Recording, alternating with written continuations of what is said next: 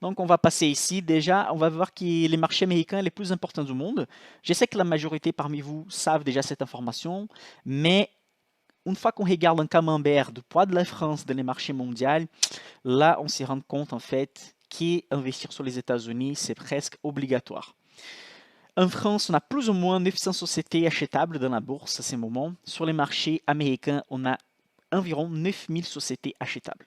Donc, ça veut dire que c'est un marché 10 fois plus grand que les marchés français en termes de nombre d'actions, mais aussi en termes de capitalisation. Les sociétés américaines, normalement, vont peser un peu plus que les sociétés françaises dans la moyenne. Okay? C'est pour ça que dans les principaux ETF, et que ce sont des paniers d'actions qu'on peut acheter déjà tout près, les États-Unis vont peser plus de la moitié. La France pèse environ entre 3% et 4% demi, parce que ça peut varier, évidemment. Ça dépend si on vit une crise, une période haussière. Donc la France va avoir un poids qui va rester dans la moyenne sur 3,5%. Donc imaginez placer tout votre patrimoine sur les pays que vous habitez, c'est normal, surtout que la devise est la même, l'euro, tout le monde a ses dépenses en euros, etc. Mais ces marchés pèsent 3% du marché mondial. Bon, on voit là déjà qu'on n'est pas très bien diversifié si on reste que les investissements qu'en Europe ou qu'en France. Okay? Donc c'est pour ça qu'on va diversifier sur les principaux marchés du monde, que c'est les États-Unis. Et une chose importante d'investir sur les États-Unis, c'est qu'on connaît très bien beaucoup des sociétés américaines. Les marchés américains, il a été développé pour être les pays les plus capitalistes du monde, pour être les pays où l'entrepreneuriat, c'est quelque chose qui attire l'attention de la société. Et je vais vous montrer tout à l'heure que sur les marchés américains, sur la société américaine, les Américains investissent plus dans les marchés boursiers que dans les marchés immobiliers. Et vous allez comprendre pourquoi. Ça fait partie de la culture américaine de croire sur les services, sur les produits, sur les capitalismes, qu'on peut devenir partenaire des belles sociétés juste en dépensant quelques zéros. Donc imaginez, à une époque, c'était presque impossible de devenir propriétaire d'une société. Actuellement, on peut acheter une ou des actions d'une société et on devient partenaire de cette société et c'est proportionnel les gains qu'on peut avoir car si la société va augmenter son prix dans la bourse, ça veut dire qu'elle va devenir plus grande, on va gagner avec la valorisation de l'action qu'on a achetée et aussi les dividendes qui sont une partie de la recette des sociétés qu'elles vont verser vers les actionnaires. Donc de ça, on voit déjà qu'on peut tomber dans les biais maison. C'est quoi les biais maison? C'est l'effet d'investir beaucoup d'argent sur les pays où on habite, même si ces pays ne pèsent pas beaucoup dans la bourse mondiale. Ici, vous avez les Home Country Bias, c'est les billets de beaucoup de pays. Il a la flèche rouge ici, où vous allez trouver la France. Donc, en orange, vous avez les pourcentages que la France pèse dans l'économie mondiale, dans la bourse, ok? Et en vert foncé, vous allez trouver combien, en fait, les Français investissent sur les marchés français. Donc, vous voyez que plus de 50% des actions que les Français possèdent, ce sont des actions françaises. Donc, c'est contre-intuitif en fait, parce que la majorité des Français vont investir sur les marchés français, mais les marchés français pèsent moins de 4% de l'économie mondiale. Donc, c'est pour ça qu'on va faire attention pour diversifier. Si vous allez regarder sur des autres pays, c'est encore pire. Hein. Des pays comme le Brésil, des pays comme la Chine, la Russie. Imaginez maintenant la Russie avec la guerre contre l'Ukraine, où 95% des investisseurs russes ils ont en fait des investissements en Russie. Donc la perte, elle est énorme et c'est ça qu'on veut éviter aussi avec les biens maison.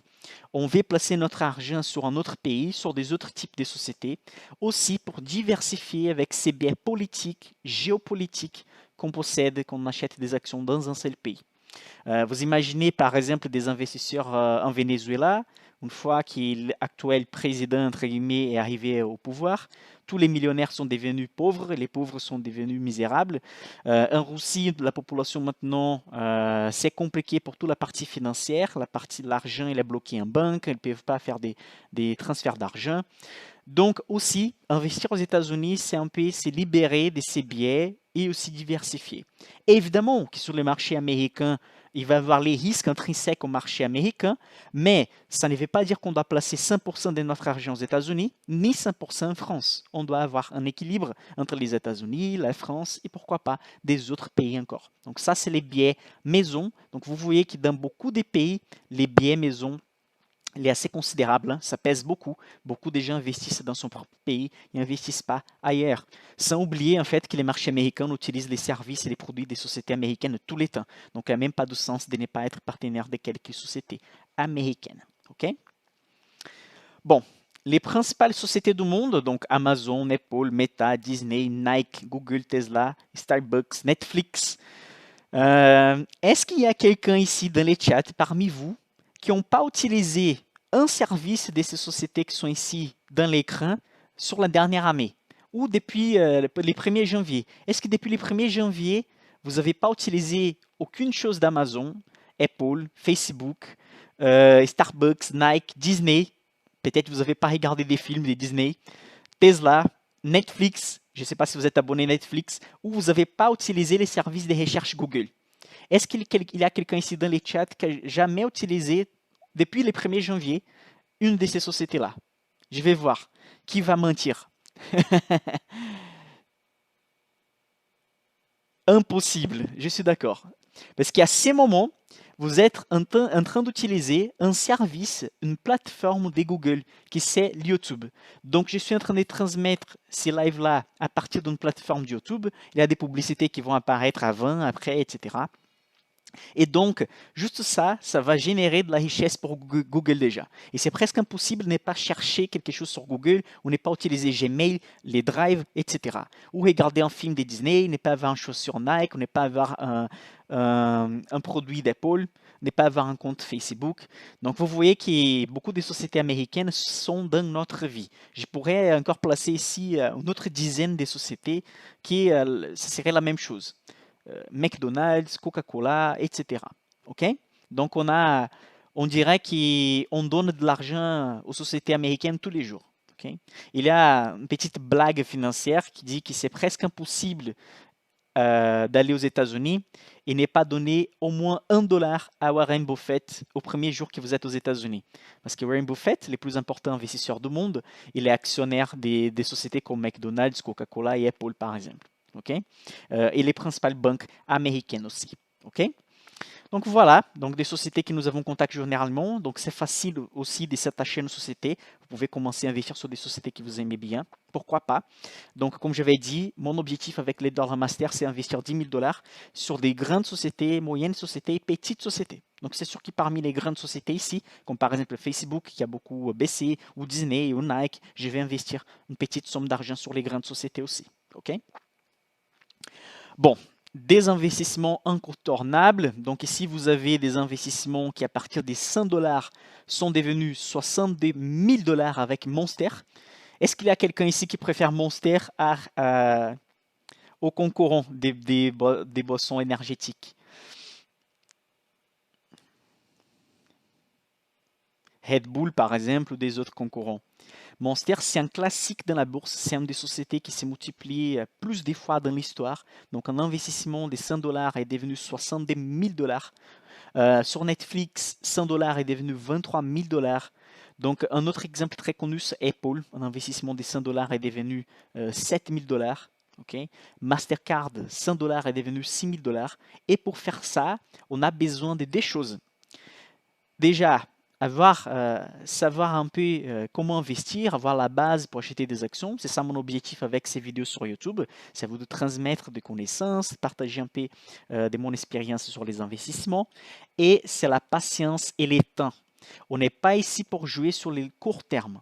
Okay? C'est toujours sur les longs termes. Donc déjà, je vous passe une information qu'on va discuter dans un live qui va venir encore. C'est l'argent qu'on va investir dans la bourse. C'est un montant d'argent qu'on ne va pas utiliser au moins pendant 8 ans. C'est ça notre accord ici. Si vous voulez copier des sociétés que je vais investir, il faut juste savoir que c'est à votre risque. Mais la chose que je vous demande dès maintenant, et c'est très important, l'argent que vous allez placer dedans, vous n'aurez pas besoin dans les 8 prochaines années. Et pourquoi j'ai dit ça? Parce que même s'il y a une ou des crises mondiales pendant 8 ans, les marchés ont déjà montré qu'il arrive à surpasser, à dépasser la valeur précédente. Donc après 8 ans, normalement, on va devenir gagnant dans les marchés, peu importe s'il y a une crise au milieu du chemin. Okay? Les sociétés, par exemple Monster, elle s'est multipliée dans la bourse par une centaine de fois. Après, 8 ans d'existence. Et ça, c'était les records. La majorité des sociétés ici qui se multiplient par plusieurs fois, elles ont resté dans la bourse pendant 15 ans, 20 ans, 25 ans pour se multiplier par 10, 20, 30, 40 fois. OK? Et une chose qui c'est cool sur les marchés américains, c'est que la possibilité de trouver des sociétés qui font x10, x50, x40 est énorme comparé aux autres marchés parce qu'on a beaucoup plus de sociétés et on a une culture, une société, un pays qui a été développé pour vraiment avoir une croissance énorme des sociétés. Okay? Les lois, toutes les choses qui sont aux États-Unis vont permettre une croissance plus élevée. Okay? Faire x10, même x5, c'est très difficile avec nos sociétés. Et c'est pour ça aussi qu'on va diversifier. On va placer une dizaine de sociétés dans les portefeuilles. Et notre objectif, c'est de garder sur les très long terme des sociétés qu'on est fier d'être partenaires. Des sociétés qu'on veut devenir partenaires, entre guillemets, propriétaires de la société aussi. Pourquoi pas, si on possède quelques actions. OK? Les lives de demain, je vais parler à la fin, comme j'avais dit, à la fin de ces lives, je vais vous montrer ce que je vais discuter dans chaque live. Mais j'avance déjà que les sujets de demain, c'est justement l'analyse des sociétés qui se multiplient par 10, par 100 dans la bourse. Qu'est-ce qu'elles ont en commun?